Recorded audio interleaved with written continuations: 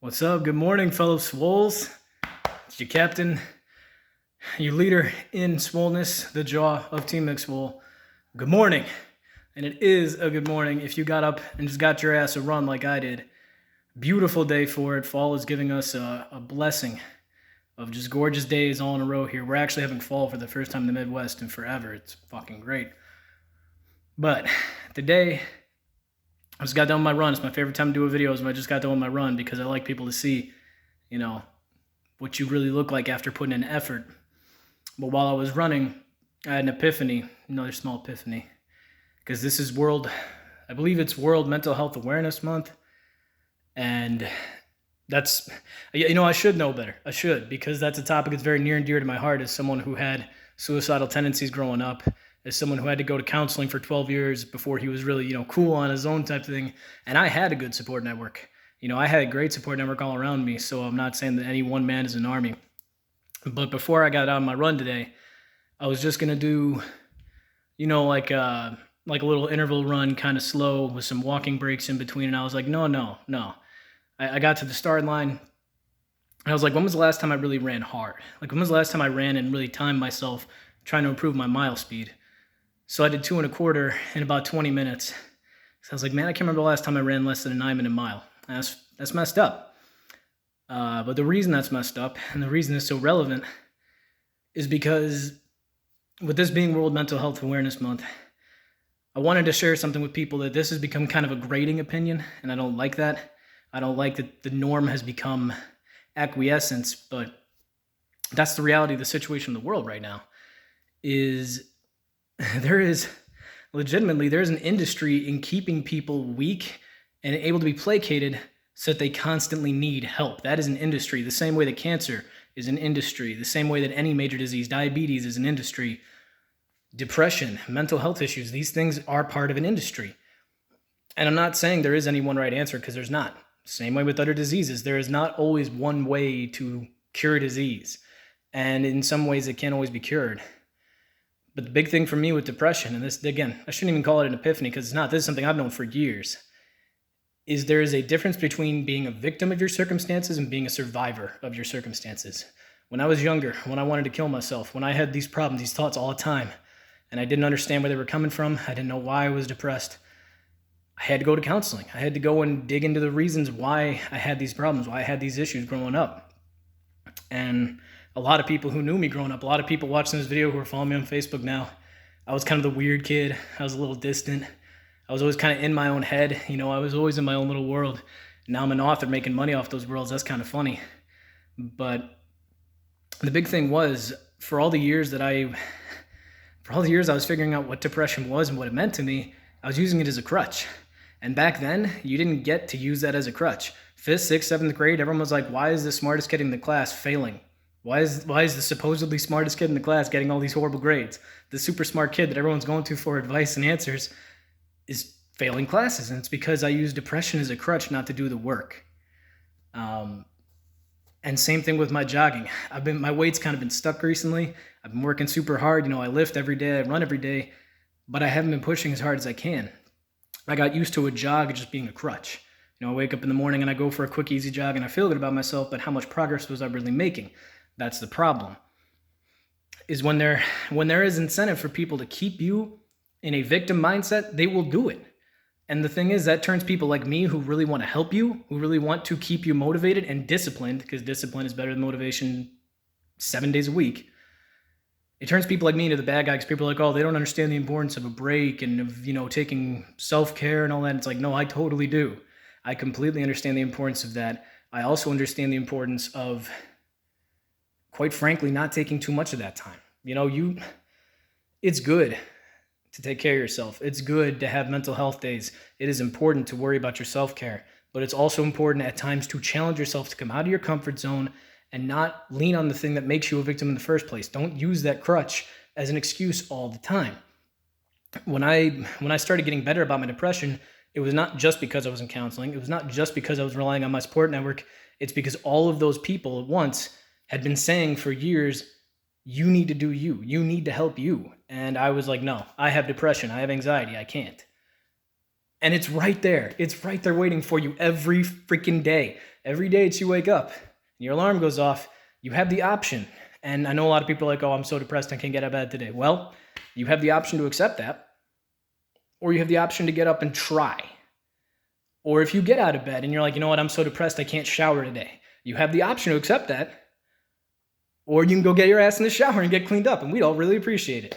You know, it really is like that. And I know there are going to be days. I know. Believe me, because I've lived them. There are going to be days where you really just can't do it. You're going to find that point where it's like, I really can't do anymore. But the only way you ever get better enough to learn to live with your depression, at least for me, this is what worked. And this is why I'm sharing with you guys as an alternative answer to frankly, to whatever people are doing these days, because I see so many people who struggle every day just to get the most basic things done. And it's like, I know there are different levels of depression. There's different levels of severity. But what I was talking about before, the difference between being a victim of your circumstance and a survivor of your circumstance is a victim will lean on every crutch they can find. A victim will abuse every resource they can find until the resources are exhausted, until their crutch is broken, and until they're at the bottom again, looking around saying, why is everyone giving up on me? It's like, because people can only carry you for so long. People can only have you know, if you're a victim of your circumstance, you have all the pieces to the puzzle in front of you. Most of them are probably damn near in place. You're just refusing to put them there. If you're a survivor of your circumstance, you finish that puzzle and you get on to the next one, because that's how life is, man. Like, unless you're one of the rare, 0.1% people on the planet who literally have everything done for them every single day, hand and foot, you are going to have to overcome challenges. You are going to have to overcome struggles. And that's all depression is, man. Yeah, it's a disease, but it's something you have to live with or die. And I know that's morbid as hell, but that's where I was. At my lowest point, that's where I got to. It was, I can die, I can be done with this, or I can reason with the fact that there are people who tell me every day, not necessarily every day, but you think about what you choose. Again, could I choose to be a victim and just die and just say I'm another mark on the wall? Or could I be a survivor of my circumstance and say, you know what, there are a lot of positive things, and that's where my mindset needs to be. But I was afraid of getting to those positive things because it takes work. Getting past your depression takes work. Getting over your depression takes work. And it sucks. It sucks that it takes work. It's like, hey, I've already got all these other problems. Why should I have to work that much harder to get past something that, even with pills, even with counseling, even with a huge support network, is so hard to deal with? It's because life is too precious for that shit, man. And you shouldn't throw away that gift. You think about it like a holiday, like Christmas. If you're good, the other 364 days a year, you should get a Christmas gift, right? Well, if you're good 364 days a year and you have a day of depression that really takes you out, you've earned that day off. You've earned that break. Just don't let the victim mindset take you over, and don't let it turn this month into a time where all you're doing is feeling sorry for yourself when you could be making progress. It's okay to feel sorry for yourself. It's okay to be sad, depressed. It's okay to take a minute and think and be like, you know what? Why am I sad? Why am I depressed? Why am I having problems? It's okay to have those moments. Think it over. Come up with a plan to beat it. It is not okay to waste entire years of your life like I did, beating yourself up, feeling sorry for yourself, and waiting for someone to throw you a bone when you are surrounded by bones and you just need to fucking reach out and grab one. Again, I know this has kind of become a bit of an unpopular way of approaching this, is telling people just do the work.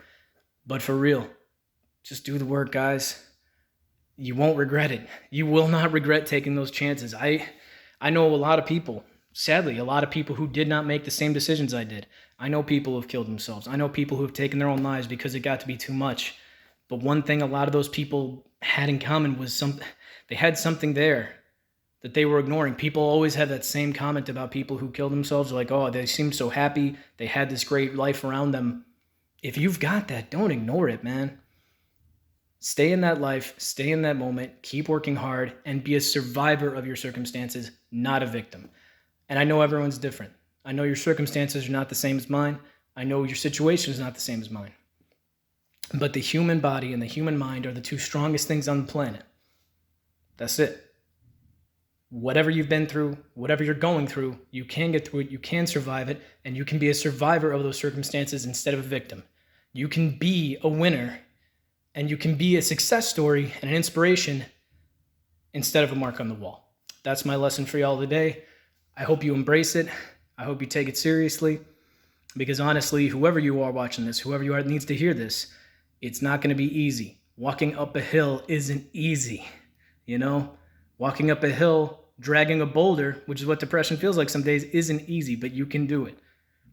Whoever you are, I know you can. If I can do it, you can do it. I still have mental imbalance. I still work through it every day, but I don't quit. It's that simple. I'm not a victim of my circumstance. I'm a survivor.